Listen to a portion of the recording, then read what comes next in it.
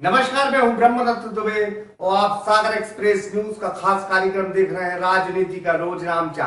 तारीखों के हिसाब से चलोगे तो तारीखें आपको पहचानेंगी, नहीं तो नामो निशान मिट जाएगा।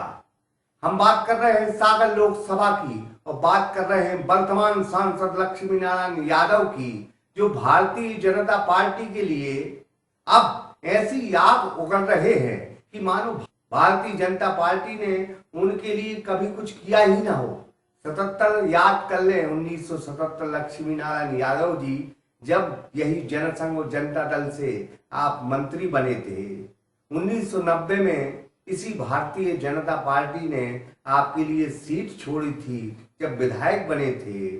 2014 में आपको इसी भाजपा ने सांसद का टिकट दिया और आपको दिल्ली तक पहुंचाया। आपके ही चहेते बेटे को 2018 में तमाम गतिरोध सहते हुए पार्टी ने सुर्खी का टिकट दिया, भले वो हार गए हों। तो आप आज इस तरह से बात कर रहे हैं जैसे भारतीय जनता पार्टी ने आपको कुछ किया ही ना हो। लक्ष्मी नारायण यादव जी, एक व्यक्ति के विरोध करने से या अपनी समाज को बरगलाने से लोकतंत्र नहीं मरता, या लोकतंत्र की कभी हानि नहीं होती, या पार्टियां बर्बाद नहीं होती। आप अपना काम करें और तमाशा करें, क्योंकि जनता जनार्दन है। वो अगर भारतीय जनता पार्टी को जिताएगी तो वो जीतेगी। अगर वो चाहेगी कि प्रभु सिंह जीते, आपका भी उसमें एहसान नहीं होगा। कुल लिहाज से अगर हम तस्वीरें देखें तो जनता ही जनार्दन है, वही प्रभु की रखवाली है और वही राज बहादुर सिंह। देखिए खास खबर सागर एक्सप्रेस न्यूज पर। यादवों की संख्या तकरीबन 7-8% है। 1931 के सेंसस में उन्हें 4.5% पाया गया था। अगर इनको भी बराबर का महत्व क्यों नहीं मिलना चाहिए? 5 ठाकुर एक साथ कर दिए जाएंगे प्रदेश में जिनकी जनसंख्या कम है। तो एक नेता ने पूरा टिकट हाईजैक कर लिया है। समझे, ये हाईजैकिंग का खेल है अपने हित के लिए।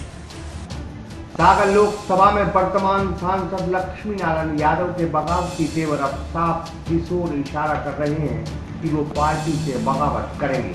टिकट से पहले बीजेपी और मोदी की माला जपने वाले सांसद लक्ष्मी नारायण यादव का जैसे ही टिकट कटा, वैसे ही 75 साल के दादा पार्टी से जातिवाद की दादागिरी पर आमादा हो गए। अब जरा सागर लोकसभा की जनता ये जान ले कि भाजपा ने लक्ष्मी नारायण यादव के साथ क्या किया है। बात 1977 से करते हैं, जब दादा लक्ष्मी नारायण यादव महज 33 साल के थे। वो तुर्की विधानसभा से चुनाव जीते और मध्य प्रदेश सरकार में मंत्री बने। उस वक्त जनसंघ और जनता दल एक ही विचारधारा से प्रदेश में राजनीति किया करते थे और उन्हीं की यह सरकार थी। उस वक्त समाजवादियों का अपना जलवा था। 1990 में भी इसी भाजपा ने सुर्खी विधानसभा से दादा लक्ष्मी नारायण यादव के लिए सीट छोड़ी। वो चुनाव भी जीत गए। उन्होंने कांग्रेस के उस वक्त के बाहुबली नेता स्वर्गीय विठल भाई पटेल को चुनाव हराया था। हालांकि दादा लक्ष्मी नारायण यादव जनता पार्टी से 1993 में चुनाव लड़े, लेकिन सुर्खी विधानसभा में उनकी जमानत जब्त हो गई। भाजपा से भूपेंद्र सिंह जब चुनाव जीते थे, चुनाव हारने के बाद कुछ सालों बाद लक्ष्मी नारायण यादव कांग्रेस में चले गए। कांग्रेस में रहकर सुर्खी से टिकट मांगा, लेकिन कांग्रेस उस वक्त गोविंद सिंह राजपूत पर फिदा थी। दादा को मौका नहीं मिला। जब 3-4 बार कांग्रेस में प्रयास करने के बाद कांग्रेस ने दादा की सुध नहीं ली, तो फिर लक्ष्मी नारायण यादव ने भारतीय जनता पार्टी का झंडा पकड़ा।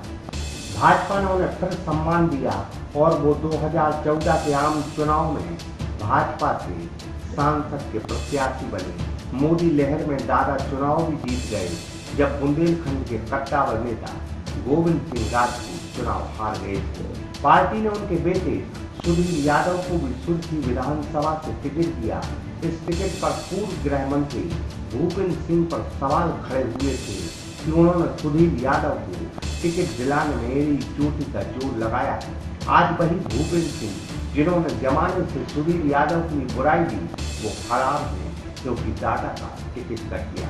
अब दादा लक्ष्मी नारायण यादव बगावती अंदाज में हैं, वो अपनी जाति के होना से भाजपा प्रत्याशी केपी यादव को बिजू का मानते हैं। अगर यादव जाति में कोई है तो बस दादा ही है, बाकी यादव ठीक नहीं।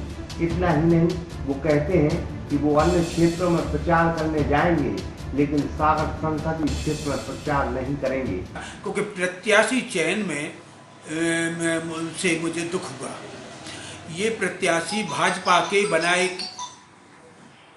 के किन्हीं मापदंडों के आधार पर चयन होने योग्य नहीं है, क्योंकि उसका कोई काम कभी पार्टी के स्तर पर नहीं हुआ। मैं अपने लिए नहीं कह रहा या अपने बेटे के लिए नहीं कह रहा, मैं कह रहा हूँ कि पार्टी में बहुत से नेता थे जिनने जो काम करते रहते थे बराबर, उनके नाम आना चाहिए थे। कि क्या है कि हम सब जानते हैं, कोई कुछ कितना भी कहे कि इस देश में जाति एक यथार्थ है और उससे कोई हिंदुस्तानी उबर नहीं पाया है। मुझे बहुत लंबा समय हो गया इस सब को देखते हुए। मध्य प्रदेश में यादवों की संख्या तकरीबन 7-8% है। 1931 के सेंसस में उन्हें 4.5% पाया गया था। 1931 के में, आज 100 साल पूर्व मैंने वो सेंसस की रिपोर्ट निकलवा के देखी है। अगर इनको भी बराबर का महत्व क्यों नहीं मिलना चाहिए? 5 ठाकुर एक साथ कर दिए जाएंगे प्रदेश में जिनकी जनसंख्या कम है। ऐसे आदमी को क्यों महत्व दिया जाएगा जो कल तक न किसी मीटिंग में था, न किसी कार्यक्रम में था, और उसको बना दिया जाएगा, उसको प्रत्याशी बना दिया जाएगा। तो एक नेता ने पूरा टिकट हाईजैक कर लिया है, समझे? ये हाईजैकिंग का खेल है अपने हित के लिए।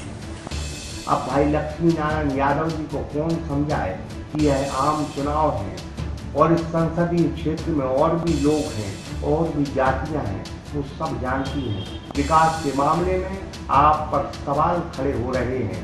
आपने 5 साल रहकर इस क्षेत्र को क्या दिया, यह भी एक सवाल है। उस सवाल का पहले जवाब देना था, फिर शायद आपको टिकट मांगना था। इतना ही नहीं, दादा कहते हैं कि मोदी और शाह के गलत टिकटों से एक नहीं बल्कि सैकड़ों लोग हारेंगे। फिलहाल क्षेत्र बड़ा है, जो सामने है उसका इस्तेमाल होता है। जो वर्तमान के साथ खड़ा हो वही पार्टी का कार्यकर्ता है। जो घर बैठ जाए वो फिर तारीखों में भी याद नहीं किया जाता। यही राजनीति और सियासत का दस्तूर है। नफीस खान के साथ इकराम खान, सागर एक्सप्रेस न्यूज।